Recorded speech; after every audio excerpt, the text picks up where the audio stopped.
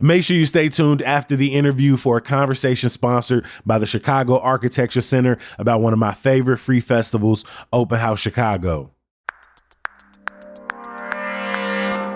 Today on CityCast Chicago, you could say I'm pretty plugged into the city's food scene, right? I done been to most of the classics. I'm always going to new bars and restaurants every month. I'm pretty familiar with some low-key neighborhood staples, but ultimately, I still feel like I'm always missing out on some of these pop-up restaurants. You know, there's a whole lot of them. They're constantly changing locations, so I had to bring in somebody who can give me a perfect little guide to some of Chicago's best. It's Thursday, October 9th. I'm Jacoby Cochran, and this is what Chicago's talking about.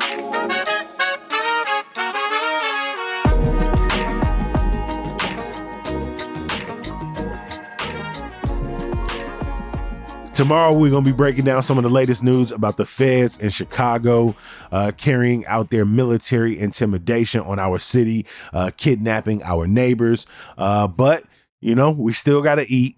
So today we're talking all things Chicago pop-up restaurants. And you know we had to bring our boy in from The Infatuation. John Ringor is back in the building. John, welcome back to CityCast Chicago. Thank you so much for having me, Jacoby. Happy to be back. Obviously, Chicago has such a great culture of like pop-up art installations. We're entering into Halloween, so you got a lot of pop-up like themed bars, haunted houses and things like that. But pop-up restaurants in particular are something that I'm very interested in because I've stumbled into a few, and then in other cases, I feel like I was late to the punch and I missed out as they were going on. So let's kind of start with your base definition. When you're looking for a Chicago pop-up restaurant or defining one, like what does that look like? How do they operate? For me, like I think pop-ups kind of fall into two categories, like in a broad sense. I think there are pop-up restaurants. These are kind of the places that don't have like a standalone brick and mortar spot or like a ghost kitchen and kind of just like are being hosted by like another place. But I think what's becoming popular too is that we're having these residencies where like bars and cafes are having different restaurants kind of act as their kitchen almost. But aside from restaurants, I think we're also seeing a lot of these pop-up style like events where these can also include like these like temporary restaurants, but they can also have like already permanent spots kind of doing these like collabs to do like unique menu items and unique dishes that otherwise wouldn't exist in either of those spots. And it's also a way to kind of get people to try food at like a more accessible price point, I feel. Because like I'm thinking of places like Oriole and Kasama, which are both like tasting menu places that have done pop-ups so that people can try their food without like shelling out $1 bajillion. So I think, you know, in a broad sense, those are kind of the two buckets that I think of. For that second bucket, like I think of Maria's over in Bridgeport. Like they had their summer pop-up series where, like you said, some of these at times well-established restaurants, and then there were some smaller operations that partner with them every Tuesday throughout the summer. You know, given the seasonal nature of some of these, were there any summer pop-ups that are now over that you really loved and want to shout out? Because I know y'all kind of hit the concrete over the summer to what was it, the pop-up report? Yeah. We were doing like a pop-up report, and then, you know, I was paying attention. Thank you. Somebody had to. But some of my favorites, like you said, was the one at Maria's Kimski, where they were also, you know, hosting a bunch of like South Chicago restaurants in Bridgeport. Like they had Three Little Pigs, they had Bronzeville Winery, they even had like Chinatown spots like Triple Crown. So it was like this really kind of nice variety. I also really liked, this is kind of like one of the more popular ones, Sportsman's Club in Logan Square. They do their backyard barbecue in the summer. I heard that thing filled up pretty fast. Exactly. It's like, I think the first time I went was like 1 or 2 years ago, and I like got in pretty easily, but now it's crazy. But they're also, I think a big part of that is like they're hosting these big name spots like Kasama and, you know, El Che and, you know, like the steakhouse restaurant in West Loop, Avec from River North, Mitakaya and Tahuria from Logan. But I think outside of kind of these like, yo, let's just host like one restaurant, one of the more interesting ones that our team members at the Infatuation went to was Wiener Wars at Perilla in West Loop, which was kind of like this hot dog showdown where they were bringing in two restaurants at a time to kind of like showcase what each restaurant does best. And the battlefield was like a hot dog, cookout. So it's like Pink Salt versus Mom's, Kimski versus Soul Taco, Tita Tootsie's versus Kanan. Exactly. What a fire concept.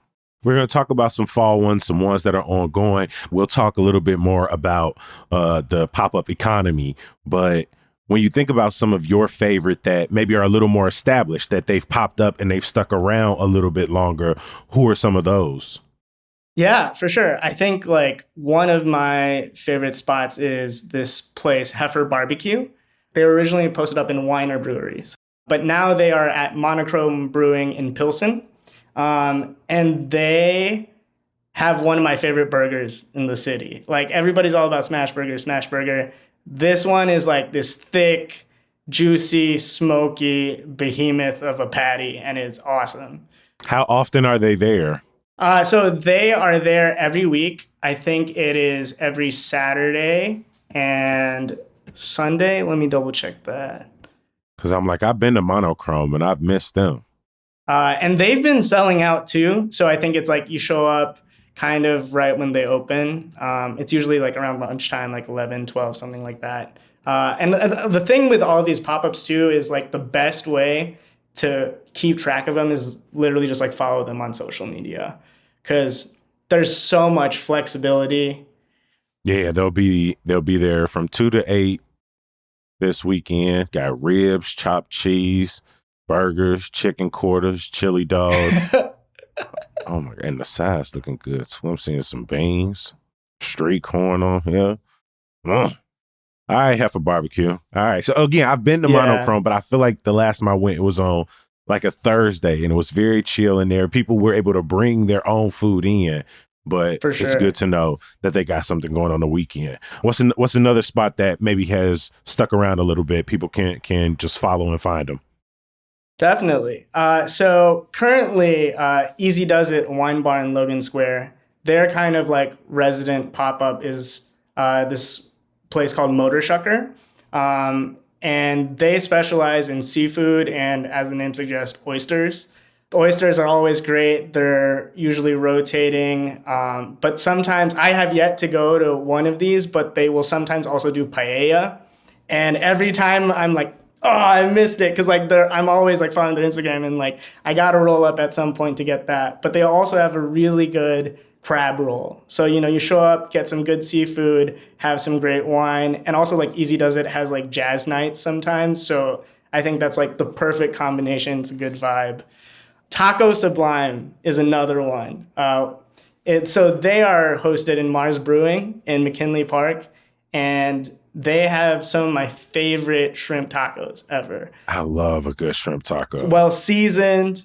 But the thing that makes it for me is they have this awesome griddled cheese blanket that's like on the tortilla and it's like wrapped around the shrimp. And it's like super flavorful, got this nice crispy texture, and their salsas are also fire. Like Taco Sublime in McKinley Park is another one of my favorites. All right, so we done talked about Heifer Barbecue. So if I'm gonna try to get there this weekend, I need to be there 15 minutes before I open. Follow them on Instagram. How are you finding these places? Are there like locations that you just look out for, like a Easy Does It, for example? It's like, that they do pop-ups, so you pay attention. Like, how are you finding these places? Yeah, I think, like I said earlier, the biggest thing is following a bunch of like restaurants and bars on Instagram. Because it's funny. It's like you're hunting in the wild for these things, right? And you kind of got to know like what are the environments that these things like show up at, these pop-ups. And normally it's like cafes and it's bars. Why? Because they usually only serve drinks and you need food to go with your drinks. And so it's like a natural like symbiotic relationship between the restaurant and drinkery, where like it kind of brings in a customer base for both of them that otherwise might not have been there. And so I think like if you follow a bunch of different bars, like especially these places that have done the like curated series stuff in the summer that I've talked about, like Sportsman's and Spilt Milk, like they, even though they probably won't have like those series happening throughout the whole year, they sometimes will do these one-offs for other places and other, you know, pop-up restaurants. I think like if we're talking series stuff too, like if you're gonna be looking for pop-ups throughout the fall and winter, I just literally saw this today. Quality Time Bar in Logan Square is hosting a Sunday food series every third Sunday of the month. And they got places like Pizza Michi and Lilac Tiger and Kimski and a few other non like permanent spots showing up. And one of my also like favorite places to go for pop-ups is this bar called Frank and Mary's Tavern in Avondale. They host Mike Sula, who's like a prolific food writer in Chicago. He's the one in charge of organizing this. It's called Monday Night Food Ball. And that's kind of where a bunch of places that are actually, you know, killing it right now as permanent restaurants, like the two in Avondale, the Indian spot, like, you know, was featured there. And that was kind of my first understanding of them. He's always on top of it at like finding these, you know, up and coming chefs and up and coming restaurants to kind of give them a platform to showcase their stuff. One spot that's been elusive to me, and they recently did something at Frank and Mary's Tavern, and that's Iconic Eats. It's a Pakistani pop-up. Oh, yeah. And they got Pakistani hot dogs, kebabs, lamb chops, malibati tacos. And I've seen their content come around a couple times, and I love me a lamb chop, and theirs looks so amazing.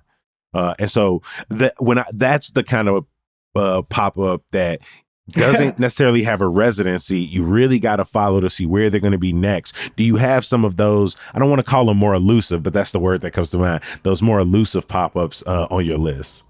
Yeah, for sure. And they're on my list because I still haven't been able to, you know, nail it down. Like one that I've been trying to, and it's like every time they're like, yo, we're going to have this pop, I'm like, I already got something planned. Like I'm eating out 4 to 6 nights a week already. Like, come on, bro. Is Diaspora. It's like this, you know, this pop-up where the chef is highlighting a bunch of different cuisines and flavors from like the African diaspora. And then another one is this pop-up called Haru Haru Club. They kind of do a bunch of like Asian influenced, almost like prefix, like tasting situations, but it's like every time there's a drop, I'm like, yo, I already have something booked. Like how you know? Oh, John, your life. You're always booked and busy eating great food. You need more time in the day, my friend. You need more time.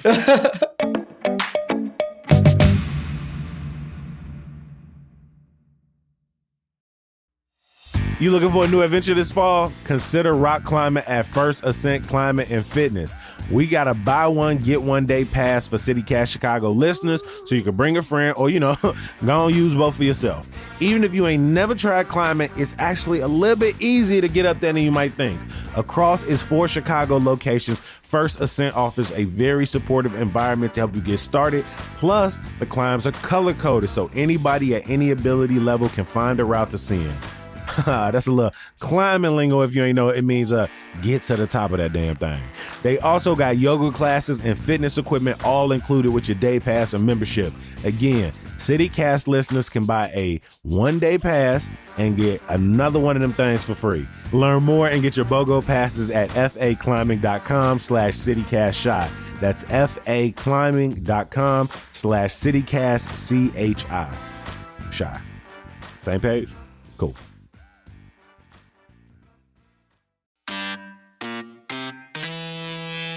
If we said it once, we said it 1,000 times. It's spooky season, y'all, but what doesn't have to be so damn scary are your old drafty windows. Not if you replace them with Window Nation.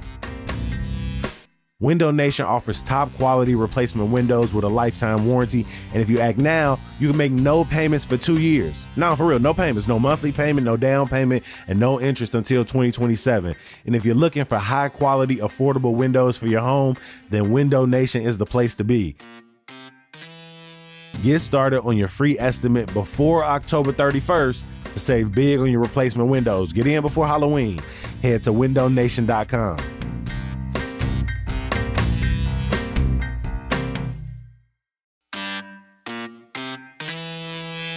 If we said it once, we said it 1,000 times. It's spooky season, y'all, but what doesn't have to be so damn scary are your old drafty windows. Not if you replace them with Window Nation.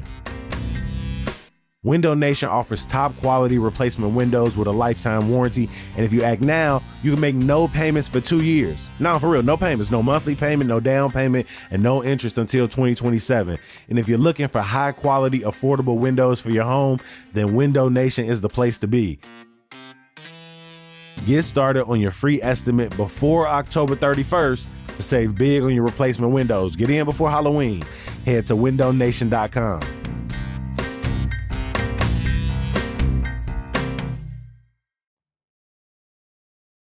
You were talking about this like perfect relationship between bars or cafes, breweries.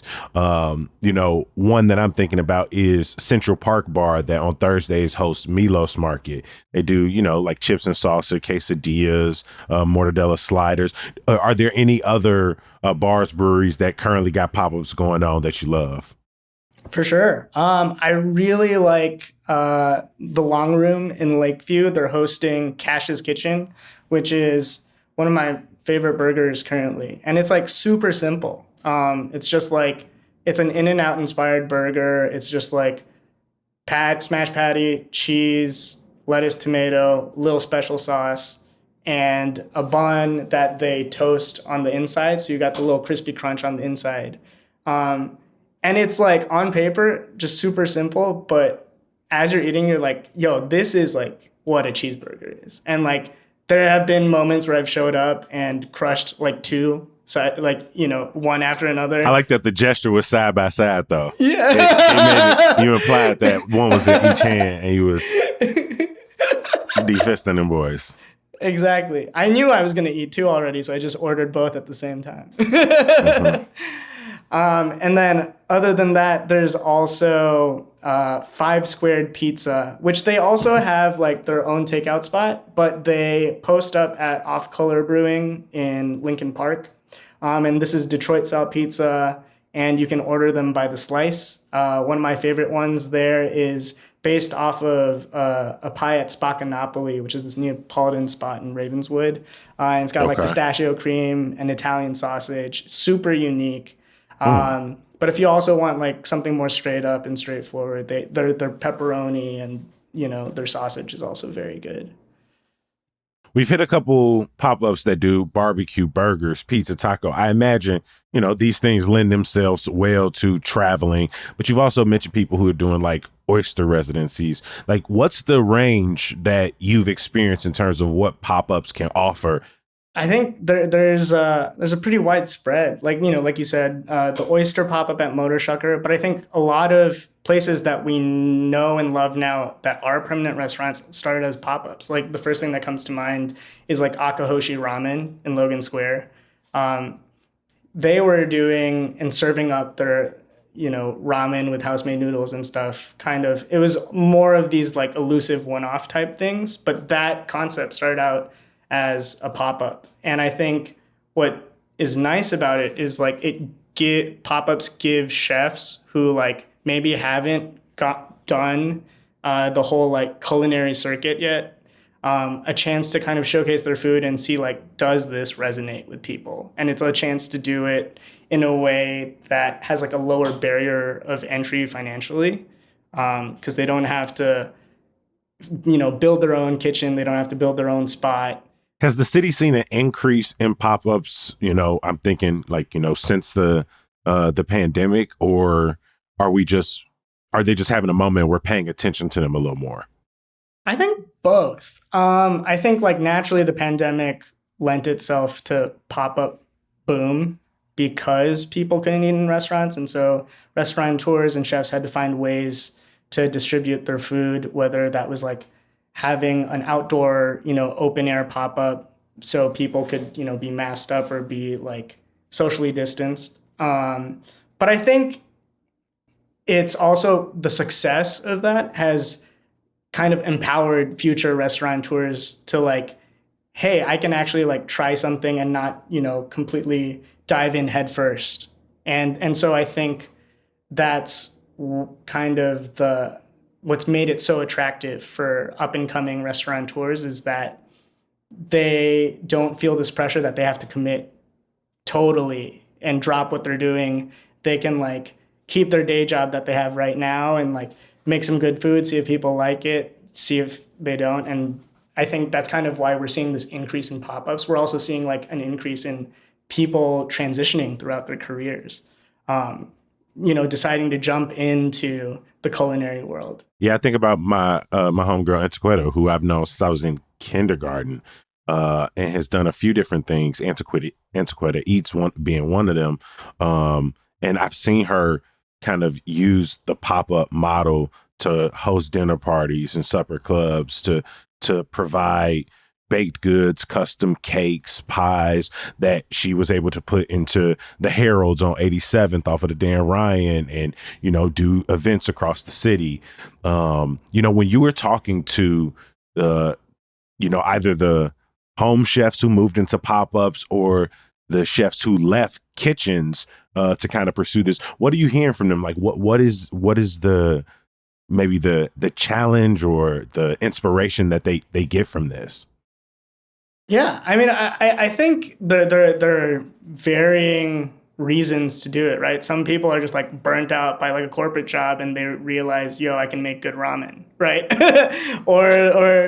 But for other people, I think it allows this sort of flexibility and creative, outlet that might be restricting if you're already working in a kitchen with its own set of rules and its own kind of design.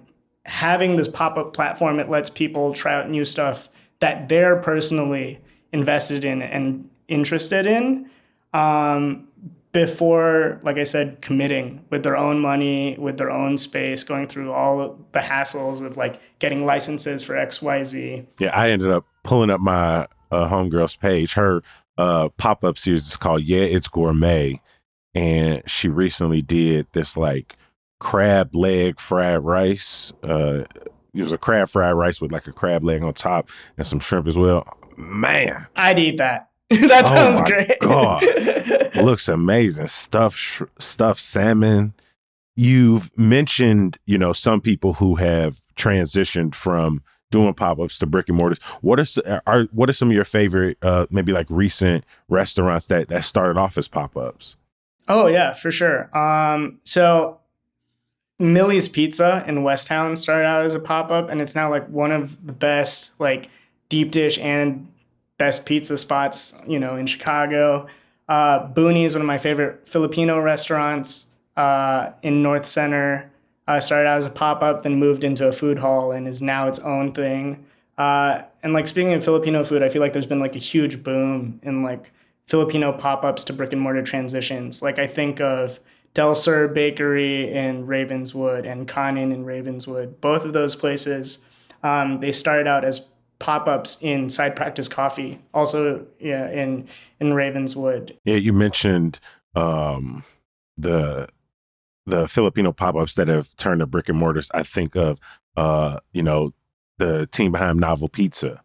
And what I really love about this spot is you can tell in the way they run their events, in the way they pursue collaborations, that they kind of had this pop-up spirit, exactly. A Drip Collective. It's like these places that started in, these maybe farmers markets or doing their own events, like really like collaborating with other venues. Once they get their spot, they really are, you should stay locked in because they are trying creative things. Like right now they got a pumpkin cheesecake drink and Applejack matcha, like, and again, it's a pizza spot. And so it's been really cool to see the people who got put on start putting others on. Exactly. It's like a pay it forward type of, Mm-hmm. give back to the community sort of setup, which is sick. Mm-hmm. And any other places on your list that we didn't hit? Yeah, I mean, like, since I just thought of this right now, since you mentioned Drip Collective, but I think about Chubby Boys because they started out at Drip Collective serving a really good breakfast sandwich, but now they're located inside of Spilt Milk in Logan Square. And instead of breakfast sandwiches, their focus is burgers. And they got this really loaded burger with like a spicy, punchy sauce, like cherry peppers, crispy onions. It's kind of almost like the polar opposite of the Cash's burger that I said, which was more like simple, bare bones, but it's still just as good. Like if you are like, let's get a bunch of toppings on my burger type person, that's the spot to be, Chubby Boys. I need to get over to Smash Burrito. Yeah, Smash Burritos is great too. I haven't been yet to their brick and mortar, but I've really dug when they were doing their like resident kitchen in Desert Hawk and Wicker. Yeah. And I had them there, so I need to try them at their new spot. There's so many good pop-ups in the city, though. It's like, I totally feel you when you're like, it's so hard to keep track of everything. But no, like you said, if I'm going to follow one page and I'm trying to see who they're following, like who's liking their content, who's commenting, let me follow this chain back. And it's got me a little locked in, but I still feel like I look up. And even just for researching for this, they're like, 6 pop-ups happening this weekend were nowhere on my radar that I now got to tap into. For sure. But we are going to drop John's guide to Chicago's best pop-up restaurants in our show notes, so make sure you check that out. John Ringgold from The Infatuation, we appreciate you making time for us, my friend. Thank you so much for having me back, Jacoby. Always fun talking to you. Up next, like I promised, we got a quick conversation sponsored by the Chicago Architecture Center and a free festival I think everybody should make time for, and that's Open House Chicago. Hey, it's CityCast Chicago executive producer Simone Alicea here, and I'm here with Adam Rubin, the Senior Director of Public Engagement for the Chicago Architecture Center. Hi, Adam. Hey, Simone. I am really excited because we are talking about Open House Chicago, which is a huge free architecture festival that y'all run across Chicago every year. It covers more than 200 sites across 25 neighborhoods. That is a lot of ground to cover. So where do you even start if you're someone who is wanting to plan their own Open House Chicago adventure? Open House Chicago is kind of the perfect choose your own adventure type of a festival. So when I'm talking to folks about what they want to do to kind of enter into this, especially if it's their first time participating, I'm going to ask them, do you want to stay in your neighborhood and check out some of the things that you walk past all the time and don't really know like what that building is? Or do you want to go somewhere new and check out a neighborhood that's somewhere else in the city that's completely off of your day-to-day path? I might ask you, how much time do you have? Do you have 8 hours on a Saturday and then also on a Sunday to collect up as much as you can? Or do you only have, 2 hours and you want to go to just one site? Do you like going to historic theaters? Do you like seeing rooftop gardens? Do you like seeing great views of the city? We've got all of those. We've got a whole lot more than that, too.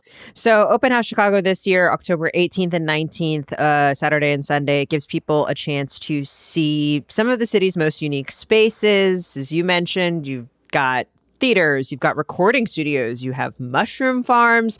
For someone new to the festival, let's say you have to narrow it down to your top 3. What are the sites that people have to see? The hardest decision of them all. Yeah. This is the hardest question of the interview, Adam. Well, I got 3 I can kind of throw at you.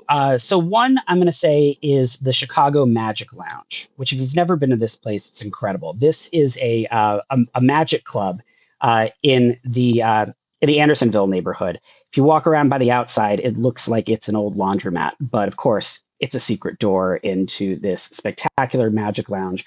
Another one that I love is the Aspire Center in the Austin neighborhood. For anybody who's paying attention to the saga of the closed public schools, The Aspire Center repurposes one of these closed schools and turns it into a community center that has all sorts of things for folks who are living in the Austin neighborhood to come together and to serve them. And it's a really incredible multi-purpose space that has a ton of imagination because it shows you what you can do with a closed school building. The third one I'm going to mention is electrical audio, which is something that if you are a music fan and you know who Steve Albini is, this is one of these legendary music producers in Chicago, produced the Pixies, produced PJ Harvey, produced Nirvana. And he built his very own recording studio in the mid 1990s in an old industrial building in Avondale. And, Steve Albini tragically passed away last year, but this is going to be a rare opportunity to be able to go inside the recording studio that he built and see where he crafted this really unique sound that he is known for all across the world. This year, you've also added new neighborhood headquarters on the northwest and south sides of the city. Tell me a little bit about those spots and kind of how they add to the experience of the festival this year. Sure. Well, we learned from several years of people coming downtown and coming to the Chicago Architecture Center that people sometimes need a little bit of help getting started. So what we started to do at the Architecture Center was to make a map of things that were easily walkable from the Architecture Center. And that's helpful because there's about 34 sites downtown to see in the festival. Sure. Plenty of architecture to see downtown, for sure. Lots of architecture, not lacking it. But we thought that this would be a really good format to try and extend into the neighborhoods, to create kind of a hub for people to go and pick up a map, to get some more information about the festival, maybe to catch some people who've never heard about the festival before, but they'd be walking by and say, what is that? And actually be able to get some information about it right away. So on the north side, our headquarters is going to be at the Koval Distillery in Ravenswood, which is a great whiskey and gin distillery and tasting room. On the west side, we're going to be at a place called Starling by Duo, which is a brand new multi-purpose innovation studio and lab. It's really cool architecture. And on the south side, we'll be at the Ramova Theater in Bridgeport, which, of course, is this incredible live music venue in a recently restored 100-year-old cinema. So some people might be hearing this and they're like, oh, I got to go check it out. Some people might be hearing this who are really excited about it. And they're like, man, how can I get involved? I know volunteers play a big role in making this possible. What are the volunteer opportunities that are available?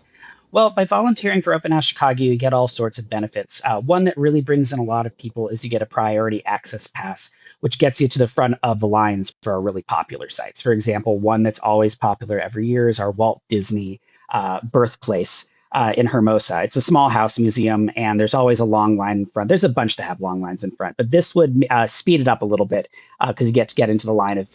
Ironic to get a fast pass to the Disney house, I think. Yeah.